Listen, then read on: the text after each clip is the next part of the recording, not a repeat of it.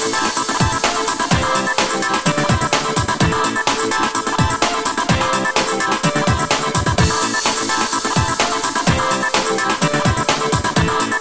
Friends, welcome to psycho for you. इस video में हम उन टॉपिक के क्वेश्चंस डिस्कस करने वाले हैं जो टॉपिक्स हमने लास्ट वीडियो में किए हैं।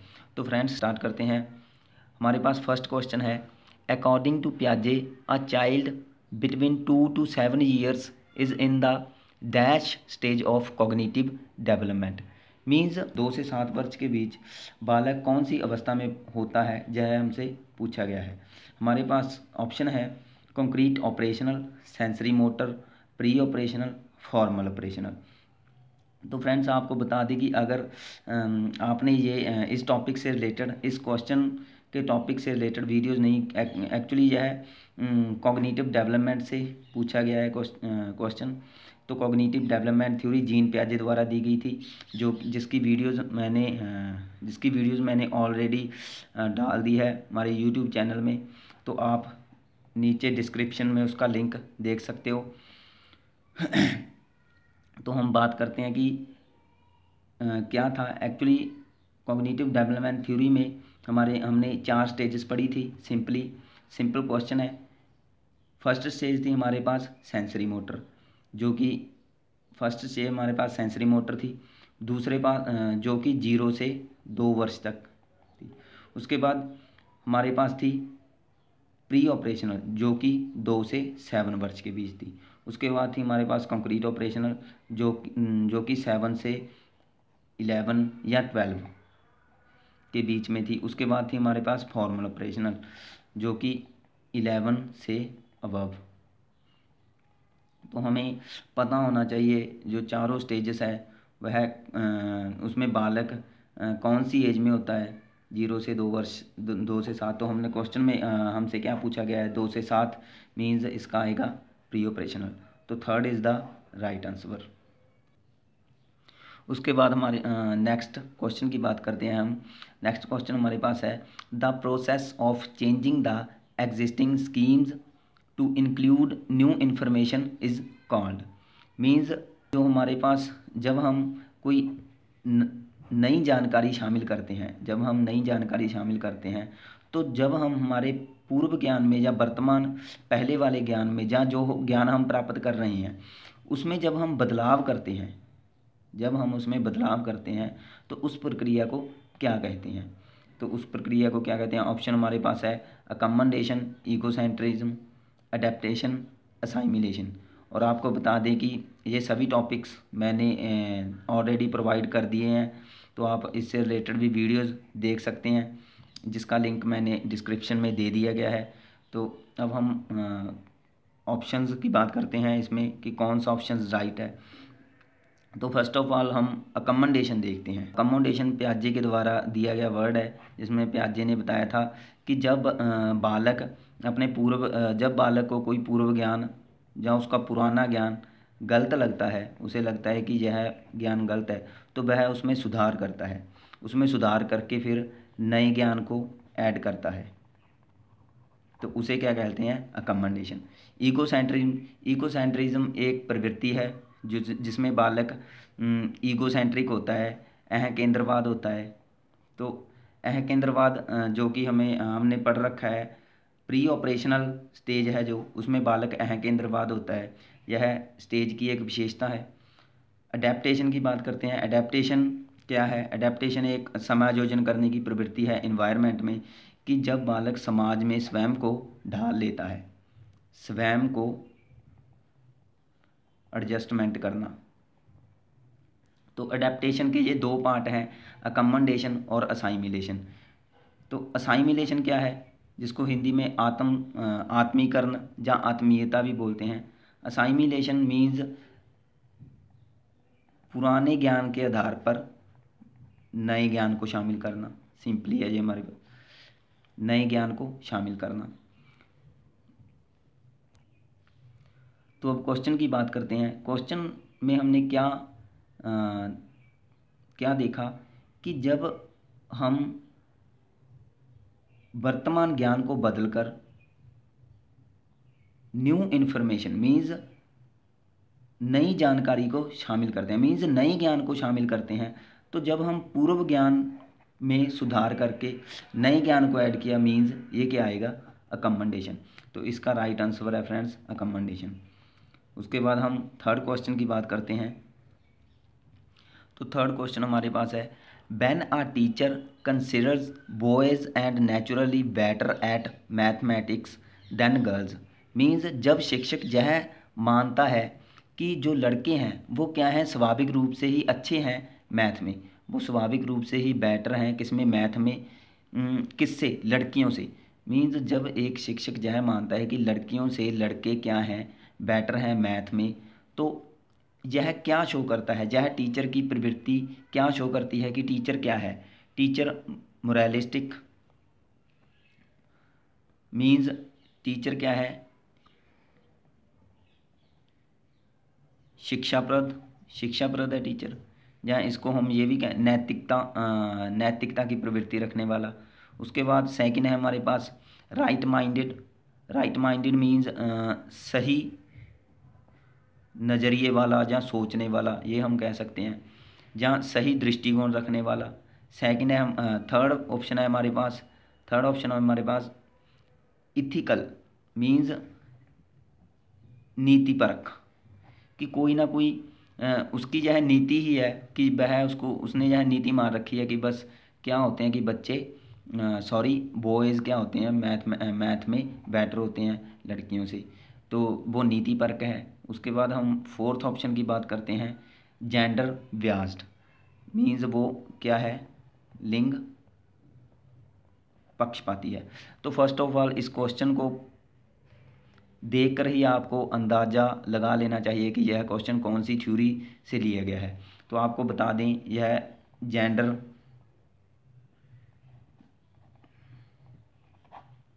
जेंडर थ्योरी जो हमने की है, जो हमने ऑलरेडी कर ली है, इसका भी लिंक आपको वीडियोज़ के डिस्क्रिप्शन में मिल जाएगा, उससे आ जाए क्वेश्चन। तो जेंडर थ्योरी में हमने क्या किया था कि उसमें हमने किया था कि समाज क्या सोचता है लड़के और लड़कियों के बारे में, लेकिन हम क्या हैं, हम एक टीचर हैं, तो हमें क्या सोचना है लड़कियों और लड़कों के बारे में।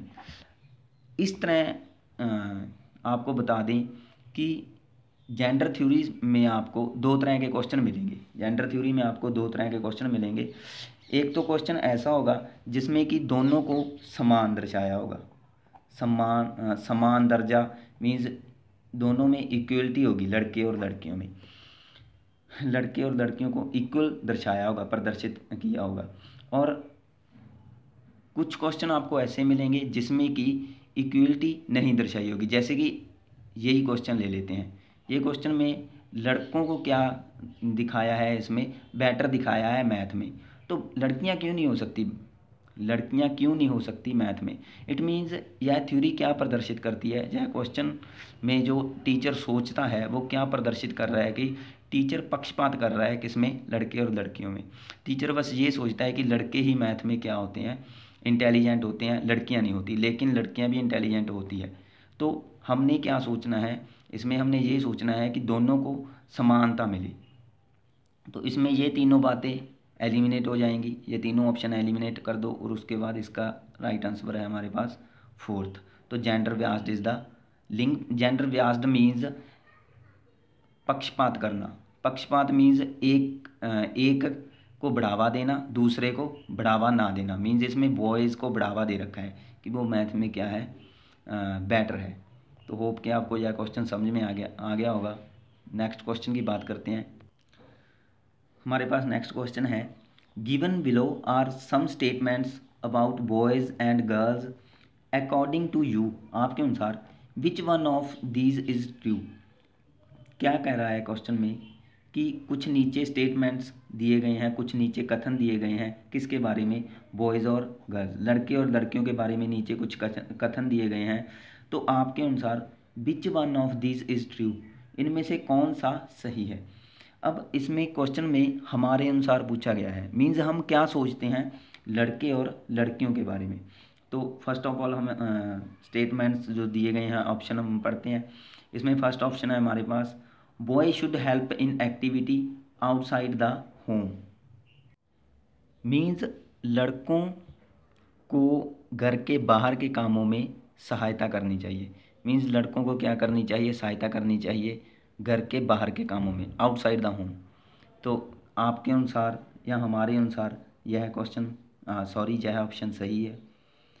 इसमें लड़कों की बात की गई है। उसके बाद हम सेकंड देखते हैं, girls should help in the household chores. Means लड़कियों को घर के कामों में सहायता करनी चाहिए। एंड थर्ड देखते हैं हमारे पास, boys should help in the household chores. लड़कों को घर के कामों में सहायता करनी चाहिए। उसके बाद all boys should be taut science and girls home science. तो फोर्थ क्या है हमारे पास, सभी लड़कों को विज्ञान और लड़कियों को गृह विज्ञान पढ़ाया जाना चाहिए। फर्स्ट ऑफ ऑल, अगर हमारे पास इस तरह का क्वेश्चन आ जाए और ये पूछा जाए कि हम क्या सोचते हैं, तो मैंने जेंडर थ्योरी में बता दिया है कि आपको क्या सोचना है। इसमें दो तरह के क्वेश्चन मैंने पहले ही बताए थे, दो तरह के क्वेश्चन आएंगे। एक में तो ये पूछा जाएगा कि कोई टीचर है वो यह सोचता है, तो उसमें तो जनरली ज़्यादातर जो जेंडर स्टीरियोटाइपिंग हो गया या जेंडर बियास्ड हो गया, इस तरह से जो ऑप्शन आते हैं वो सही हो सकते हैं। लेकिन अगर हमसे यह पूछा जाए कि आप क्या सोचते हो, तो हमने दोनों को, बॉयज़ एंड गर्ल्स को क्या दिखानी है, इसमें इक्वलिटी दिखानी है। मीन्स वो दोनों इक्वल है, समान है, वो दोनों सभी कार्य कर सकते हैं। अब इसमें फर्स्ट में क्या क्या किया है कि बॉयज़ को क्या करना चाहिए, घर के बाहर के कामों में सहायता करनी चाहिए। तो क्यों बॉयज़ को क्यों करनी चाहिए, गर्ल्स को क्यों नहीं करनी चाहिए? तो इसमें बॉयज़ की बात कही गई है, मीन्स गर्ल्स की कोई बात नहीं कही गई। इट मीन्स इसमें पक्षपात दर्शा रहे हैं, तो हमने पक्षपात को बढ़ावा नहीं देना, जेंडर पक्षपात को हमने बढ़ावा नहीं देना, तो यह एलिमिनेट हो जाएगा। यह ऑप्शन हम निकाल देंगे, इसको इग्नोर कर देंगे। Girls should help in the household chores means लड़कियों को घर के कामों में सहायता करनी चाहिए, मीन्स घर के काम करने चाहिए। तो यह क्या है, लड़कियों को ही घर के काम क्यों करने चाहिए, लड़कों को क्यों नहीं करने चाहिए? मीन्स इसमें अब लड़कियों की बात कही गई है, लड़कों की कोई बात नहीं कही गई। मीन्स यह भी लड़के और लड़की में समानता नहीं दर्शाता। इसी तरह हमारे पास थर्ड है जो कि समानता नहीं, थर्ड में सिर्फ बॉयज़ की बात कही गई है, लड़कियों की बात नहीं कही गई। लेकिन हमारे पास फोर्थ है जो इसमें कहा गया है कि सभी लड़कों को साइंस में पढ़ाया जाना चाहिए और लड़कियों को होम साइंस पढ़ाई जानी चाहिए। मीन्स दोनों को समानता दे रहे हैं कि दोनों को स्टडी करवाई जानी चाहिए। इट मीन्स हमारे पास जो राइट ऑप्शन है वो आ जाएगा फोर्थ। तो जेंडर थ्योरी से रिलेटेड यह क्वेश्चन है। होप कि आपको अगर ये क्वेश्चन करोगे तो जेंडर थ्योरी भी इजीली समझ आ जाएगी। आगे हमारे पास नेक्स्ट क्वेश्चन है, why do individual differs from one another. Means कि लोगों में या व्यक्तियों में एक दूसरे में वो भिन्न क्यों होते हैं, जो व्यक्ति होते हैं वो एक दूसरे से भिन्न क्यों होते हैं, उसमें क्यों डिफरेंट पाया जाता है, किसके कारण डिफरेंस उनमें आता है। जैसे कि अगर हम बात करें कि पूरे वर्ल्ड में इतनी जनसंख्या है, इतने लोग रहते हैं, लेकिन कभी भी उनके चेहरे आपस में मिलते नहीं हैं। तो यह क्यों नहीं मिलते, क्या कारण है इसका? तो इसमें हम ऑप्शंस की बात देखते हैं कि ऑप्शन में क्या कहा गया है। फर्स्ट ऑप्शन है हमारे पास, because each individual has received a different gene set from his या हर पेरेंट्स। क्या कह रहा है कि क्योंकि प्रत्येक व्यक्ति को अपने माता पिता से क्या मिलता है, एक जीन्स का सेट मिलता है, इसके कारण उसमें विभिन्नता पाई जाती है। तो क्या फर्स्ट ऑप्शन सही है? तो हम सेकंड देखते हैं, अभी फर्स्ट छोड़ देते हैं। जीन्स के कारण भिन्नता इन्होंने कहा है फर्स्ट में। सेकंड देखते हैं, because of the impact of the environment, क्योंकि कह रहा है कि वातावरण का प्रभाव पड़ रहा है, तो इसके कारण जो डिफरेंस है व्यक्ति में डिफरेंस पाया जाता है। तो क्या वातावरण के कारण पाया जाता है, ये सही हो सकता है या नहीं? थर्ड की बात करते हैं उसके बाद। अभी इसको भी छोड़ दिया हमने,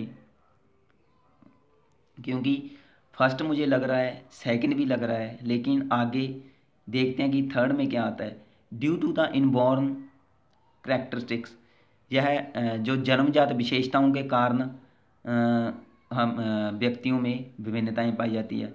तो जो जन्मजात विशेषताएं होती हैं, क्या उसके कारण भिन्नताएं पाई जाती है। मुझे ये भी लग रहा है, मुझे ये भी सही लग रहा है, लेकिन फोर्थ देखते हैं। Due to the interplay between heredity and environment, क्या क्या कह रहा है, वंशानुक्रम और वातावरण के बीच जो भूमिका, वंशानुक्रम और वातावरण के बीच जो भूमिका होती है, जो उनका आपस में इंटरेक्टिंग अंतक्रिया होती है, इसको हम अंतक्रिया भी बोल सकते हैं। जो आपस में अंतक्रिया होती है किसके बीच, वंशानुक्रम या वातावरण। अब हम बात करते हैं इसमें, फर्स्ट ऑप्शन में ओनली हमारे पास वंशानुक्रम की बात आई है, मीन्स जीन्स की बात आई है, जीन्स तो वंशानुक्रम है। सेकंड हमारे पास वातावरण की बात आई है। अब इसमें वातावरण की बात नहीं आई, लेकिन इसमें सेकंड में वातावरण की बात आ गई, परंतु इसमें वंशानुक्रम की बात नहीं आई, तो इसलिए फर्स्ट भी नहीं आएगा, सेकंड भी नहीं आएगा। क्यों नहीं आएगा, क्योंकि हमें क्वेश्चन को देखकर ही अंदाज़ा लगा लेना चाहिए कि यह क्वेश्चन किस थ्योरी से आया है। यह क्वेश्चन एक्चुअली हम बता दें कि यह क्वेश्चन है जो नेचर नर्चर थ्योरी से लिया गया है। कि जो हमने किया था नेचर नर्चर थ्योरी में, कि जो डेवलपमेंट है उस पर किसका प्रभाव पड़ता है, डेवलपमेंट पर प्रभाव पड़ने वाले कारक पढ़े थे, जिसमें हमने बेसिकली दो ही कारक पढ़े थे। कौन कौन से, वंशानुक्रम हेरिडिटी और इन्वायरमेंट वातावरण। इसमें नेचर का मतलब होता है हेरिडिटी, और नर्चर का मीन्स नर्चर किसको रेफर करता है, इन्वायरमेंट को। तो दोनों फोर्थ ऑप्शन में दोनों हमें वर्ड मिल रहे हैं, दोनों वंशानुक्रम और वातावरण मिल रहे हैं, तो इसका मीन्स क्या आएगा हमारे पास, फोर्थ राइट आएगा। थर्ड भी नहीं आएगा, थर्ड क्योंकि जन्मजात विशेषता कही गई है, तो जन्मजात विशेषता मीन्स वंशानुक्रम में चला गया, तो वातावरण किधर गया। तो ये सब बातें हमें ध्यान में रखनी पड़ेगी। आगे हम नेक्स्ट क्वेश्चन की बात करते हैं। What is meant by nature in nature nurture theory. अब अभी बात की हमने, क्वेश्चन में क्या पूछा है कि नेचर नर्चर थ्योरी में नेचर का क्या मतलब है, नेचर का क्या अर्थ है नेचर नर्चर थ्योरी में। तो नेचर का अर्थ क्या है, temperament of an individual, means किसी व्यक्ति की मूल प्रवृत्ति है क्या नेचर का मतलब। सेकंड है हमारे पास complex forces of the physical and social world, भौतिक और सामाजिक संसार की जटिल शक्तियाँ, भौतिक और सामाजिक संसार की जटिल शक्तियाँ, मीन्स उन शक्तियों का समूह है, किसका, एक सामाजिक संसार की, तो वो है नेचर का मीन्स। उसके बाद थर्ड हम देखते हैं द इन्वायरमेंट अराउंड अस, जो हमारे चारों ओर का वातावरण है उसका मीन्स है नेचर, नेचर का मीन्स यह है, थर्ड है जहाँ ये कह रहे हैं। एंड फोर्थ की बात करते हैं बायोलॉजिकल गिवंस और द हेरिडिटी इन्फॉर्मेशन, जैविकीय विशेषताएं जहाँ वंशानुक्रम सूचनाएं हैं, इसका नेचर का मतलब यहाँ ये है। तो हमने नेचर नर्चर थ्योरी अगर की है, अगर आपने नेचर नर्चर थ्योरी से जो रिलेटेड टॉपिक जो मैंने इसकी वीडियोस ऑलरेडी प्रोवाइड कर दी है, अगर वो आपने अच्छे से देख रखी है, तो इसमें आपको नेचर फाइंड करने में, नेचर का मीन्स फाइंड करने में दिक्कत नहीं होगी। इसमें नेचर का मीन्स क्या है, वंशानुक्रम, तो वंशानुक्रम किस में आ रहा है, इसमें वंशानुक्रम आ रहा है, means fourth is the right answer. तो फ्रेंड्स इस तरह से क्वेश्चन आपको थ्योरी से रिलेटेड इस तरह से क्वेश्चन मिलेंगे। ओके फ्रेंड्स, ये हमारे पास कुछ क्वेश्चन थे जो कि हमने टॉपिक्स कर लिए ऑलरेडी, जिसकी वीडियोस मैंने प्रोवाइड कर दी, उनसे रिलेटेड थे। तो ये मैंने आपको प्रोवाइड कर दिए, होप कि आपको समझ में आ गए होंगे। Thank you.